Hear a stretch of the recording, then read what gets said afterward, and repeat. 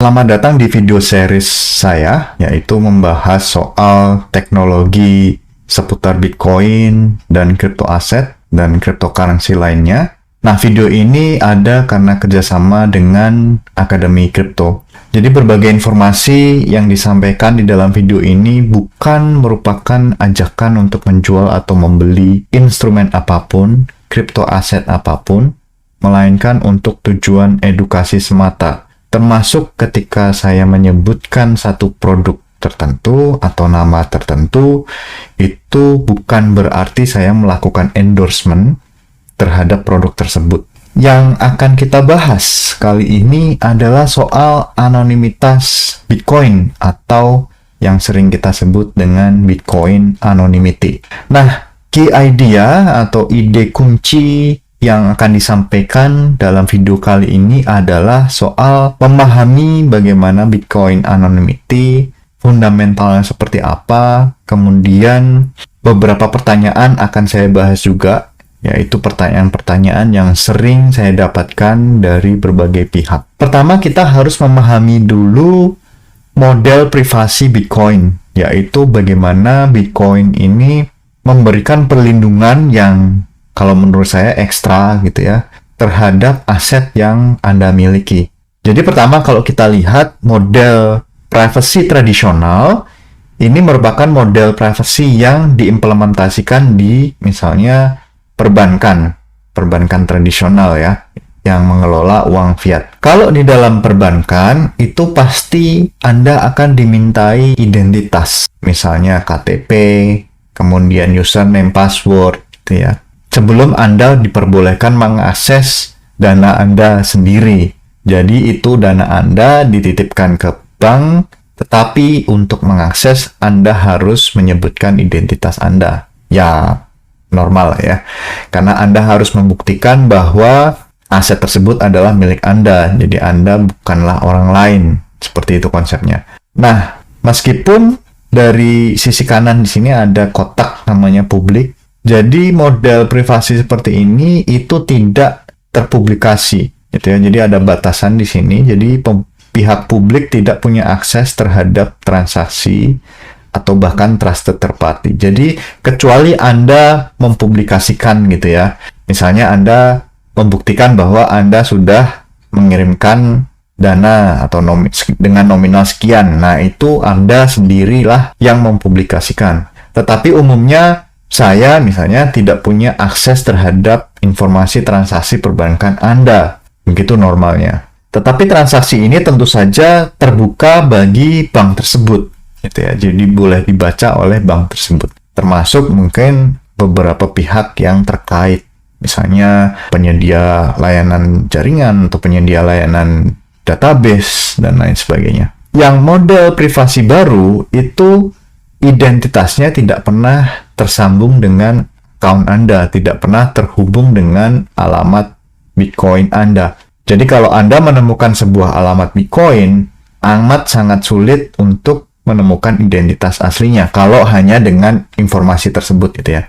Kalau di perbankan, misalnya Anda menemukan nomor rekening, itu masih bisa dicari informasi siapa pemilik atau siapa identitas di belakang aset tersebut, di belakang account tersebut. Tetapi kalau di Bitcoin amat sangat sulit. Karena apa? Karena tidak ada korelasi antara identitas dan transaksi. Kemudian yang unik di sini adalah publik bisa mendapatkan akses yang sebesar-besarnya terhadap seluruh transaksi yang ada di dalam Bitcoin. Nah, ini merupakan konsekuensi dari model verifikasi Bitcoin. Jadi semua orang boleh memverifikasi. Kenapa?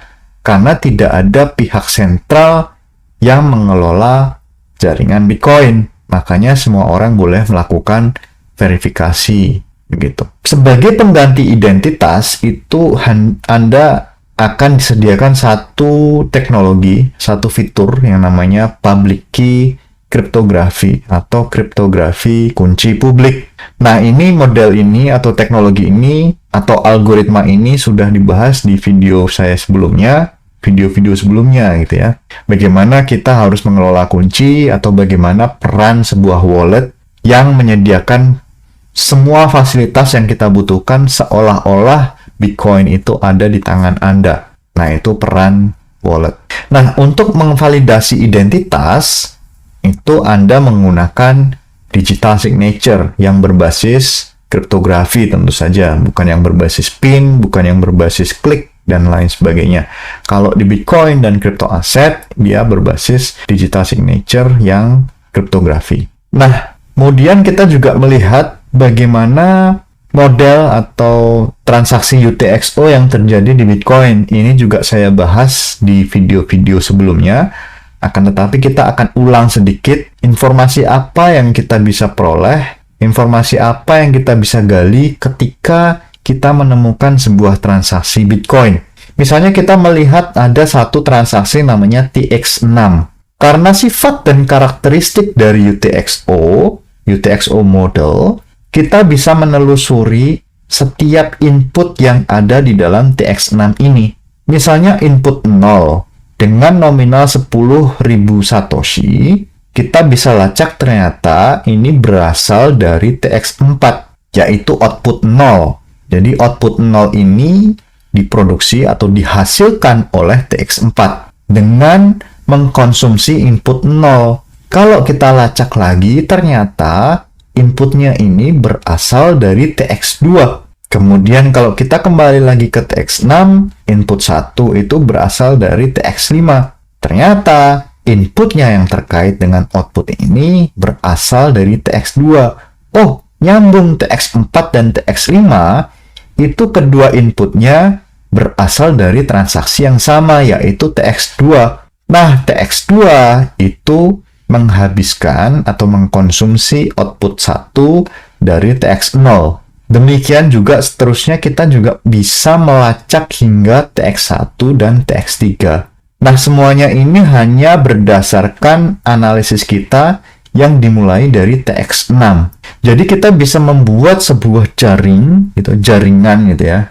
Dari TX6 hingga TX0, bahkan nanti TX7, TX8 itu bisa terlihat semua. Asalkan semuanya menggunakan model UTXO. Jadi yang ada di Bitcoin, model analisisnya seperti itu.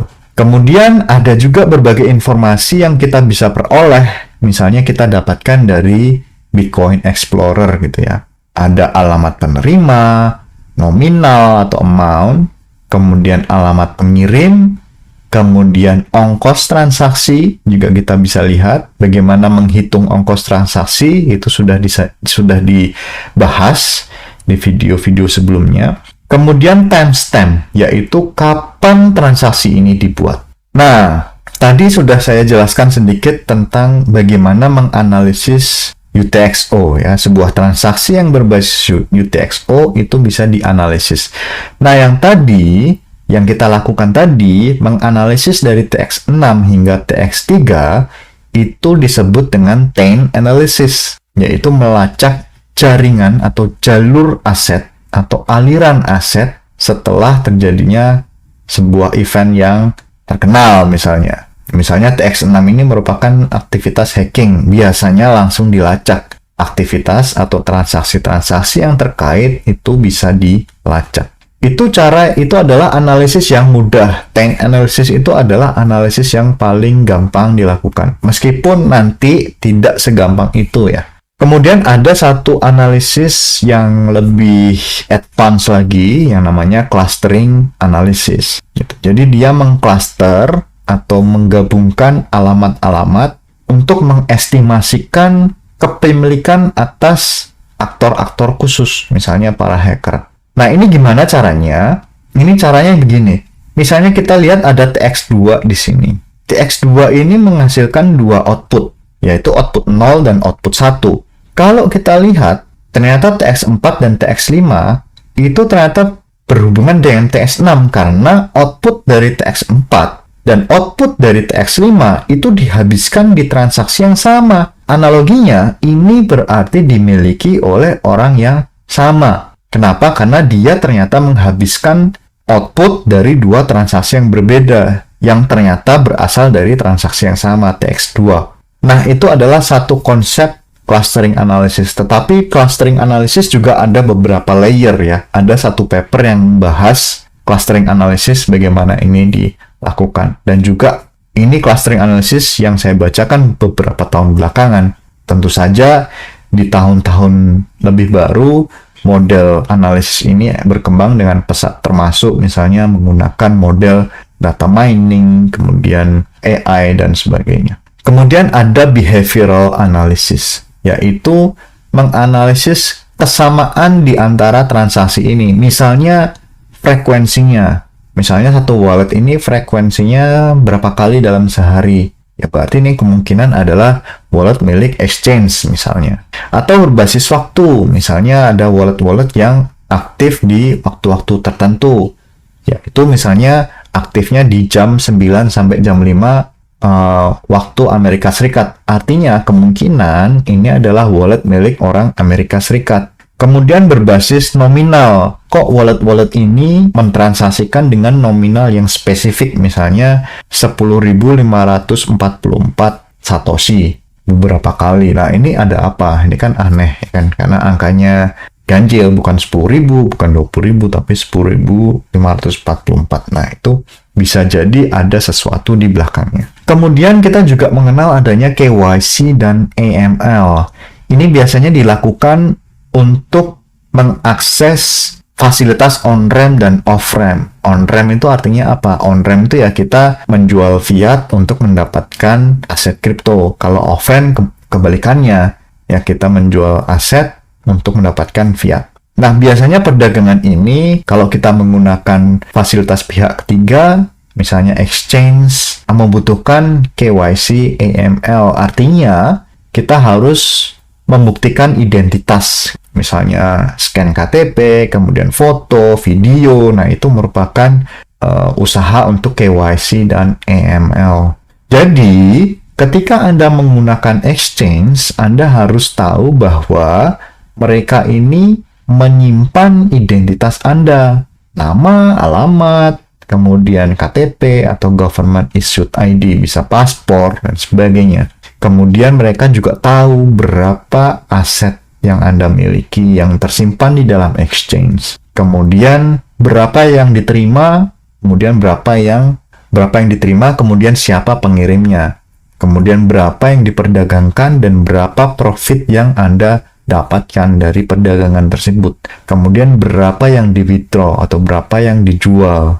Kemudian berapa jumlah fiat yang Anda miliki dari hasil penjualan tadi. Itu bisa terlihat semua. Jadi, kalau kita bilang Bitcoin itu anonim, ya tunggu dulu level anonimnya sampai seberapa. Karena kalau berdasarkan informasi yang kita punya, atau berdasarkan informasi yang disimpan oleh crypto exchange, begitu Anda beraktivitas dengan crypto exchange, berhubungan dengan crypto exchange, semua informasi ini bisa menghubungkan Anda dengan aktivitas Bitcoin atau dengan alamat-alamat Bitcoin Anda. Jadi itu yang jadi perhatian. Kemudian ada juga namanya network analysis, yaitu bagaimana analisis ini memantau jaringan Bitcoin, memantau jaringan internet untuk melihat, untuk membaca paket-paket data yang memiliki informasi Bitcoin. Misalnya wallet, kemudian transaksi Bitcoin, kemudian jadi jaringan ISP Anda itu bisa mengidentifikasi pengguna Bitcoin berdasarkan IP address, gitu ya. Jadi kalau Anda bertransaksi Bitcoin dari rumah, itu ISP Anda bisa membaca, oh ternyata Anda memiliki Bitcoin sebesar ini, bertransaksi sebesar ini, itu bisa. Kemudian melakukan geolocation, mengestimasi di mana Anda sekarang, kemudian mengasosiasikan transaksi Bitcoin dengan penggunanya, yaitu Anda tadi yang membuat transaksi di rumah dengan menggunakan jaringan internet dari SPI. Nah, ini contoh Wireshark. Ternyata Wireshark sudah punya fasilitas filter protokol Bitcoin. Ini sangat mudah. Begitu Anda jalankan Wireshark, filternya dijalankan, itu langsung keluar semua. Kalau misalnya pada saat Anda monitor itu ada paket data Bitcoin atau ada aktivitas terkait Bitcoin, itu bisa kelihatan semua. Nah, ada beberapa pertanyaan yang saya terima tadi kan. Bisakah Bitcoin yang dihack itu dilacak? Bisa sebenarnya, karena tadi kan kita sudah melakukan tank analysis sederhana. Tetapi butuh resources, karena kita harus pahami bahwa yang menggunakan Bitcoin tidak hanya kita, tapi ribuan, puluhan ribu orang di seluruh dunia. Jadi jumlah transaksi juga tidak sedikit, sangat banyak. Artinya dia butuh apa? Butuh filter, butuh kekuatan komputasi, butuh penyimpanan, butuh computing, dan lain sebagainya. Itu biasanya juga menggunakan software khusus yang di-develop, yang ditulis untuk melakukan filtering, kemudian menghasilkan satu informasi yang mudah dibaca, biasanya ada. Nah, biasanya yang melakukan aktivitas ini, yang melakukan analisis ini adalah perusahaan-perusahaan intelligence seperti Chainalysis. Jadi mereka sudah punya softwarenya. Nah, pertanyaan kedua, bisakah Bitcoin yang dihack itu dikembalikan? Nah, ini pertanyaan yang lebih sulit lagi untuk dijawab. Melacak saja sudah susah, kemudian mengembalikan jauh lebih susah. Karena biasanya tidak hanya terkait dengan pelacakan, tetapi juga berkoordinasi dengan agen penegak hukum atau law enforcement agency, gitu ya. Termasuk ketika cross border, artinya lintas negara, itu lebih sulit lagi. Karena misalnya aktivitas hacking terjadi di Indonesia, maka Polri juga harus berkoordinasi, misalnya hackernya di luar negeri misalnya. Nah, jadi mereka harus bekerja sama dengan kepolisian setempat, dengan bukti-bukti yang ada, kemudian membuat sebuah kasus untuk ditindaklanjuti. Seperti itu. Jadi, didapatkan kembali bisa, tetapi effortnya jauh lebih sulit ketimbang sekedar melacak. Karena melacak pun sudah susah gitu ya, apalagi mengembalikan. Demikian diskusi kita kali ini dalam video ini. Mudah-mudahan ada informasi yang bermanfaat bagi kita semua. Terima kasih dan sampai jumpa pada video saya berikutnya.